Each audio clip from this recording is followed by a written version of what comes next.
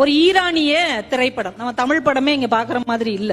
குப்பைகளின் கவிஞன் அப்படின்னு ஒரு திரைப்படம், பொயட் ஆஃப் வேஸ்ட் அப்படின்னு ஒரு படம். ஒருத்தன் குப்பை அள்ளுறான், ஒரு நாட்டுல குப்பை அள்ளுறான். குப்பை அள்ளுறதுக்கே அங்க தேர்வு எல்லாம் வைப்பாங்க, டெஸ்ட் எல்லாம் வச்சுதான் குப்பை அள்ளுற வேலை கொடுப்பாங்க. அந்த அளவுக்கு அங்க ரொம்ப கஷ்டமான இது போல. அங்க ஒரு அபார்ட்மெண்ட் வாசல்ல இந்த குப்பை அள்ளுறவர் குப்பை அள்ளிட்டு இருக்கிறார்.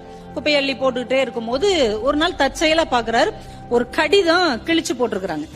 எப்படி கிழிச்சு போட்டிருக்காங்கன்னா, படிக்காமே கிழிச்சு போட்டிருக்காங்க. அது நம்மளுக்கே தெரியும் இல்லையா, படிச்சு பிரிக்காம அப்படியே கிழிச்சு போட்டிருக்காங்க. ஒவ்வொரு நாளும் அப்படி விழும் போது இவருக்கு வருத்தமா இருக்கு. என்னடா ஒரு லெட்டரை கிழிக்கிறதா கிழிக்கிறீங்க, படித்தவுடன் கிழித்து விடவும்னு கிழிக்கலாம்ல, படிக்காமே கிழிச்சு போட்டிருக்காங்களேன்னு அன்னைக்கு இரவு உட்காந்து அந்த கடிதத்தை அவன் படிக்கிறான். ஒரு தங்கை அண்ணனுக்கு எழுதின கடிதம். அவளுடைய கஷ்டத்தை, அவளுடைய பிரச்சனைய, அவளுடைய சோகத்தை எல்லாம் அவ எழுதி இருக்கிறான். ஆனா அண்ணங்காரர் என்ன பண்ணிருக்காரு, அதை வாசிக்காமையே கிழிச்சு கிழிச்சு குப்பையில போட்டிருக்கிறார்.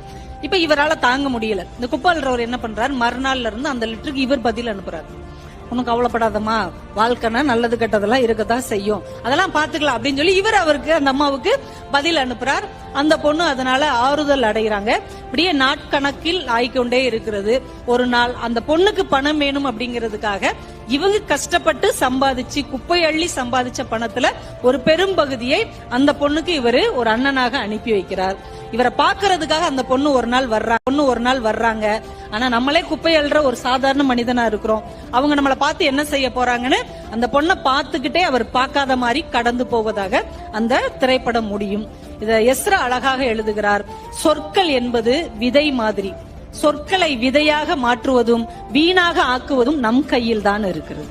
ஏன்னா கஷ்டப்பட்ட ஒரு உயிருக்கு நம்ம பணமோ காசோ கொடுக்கணும்னு அவசியம் இல்ல. அன்பான வார்த்தைகளை ஒரு கடிதமாக கொடுத்தால் கூட ஒரு ஜீவன் வாழ முடியும் என்றால் அதையே நாம செய்யக்கூடாது.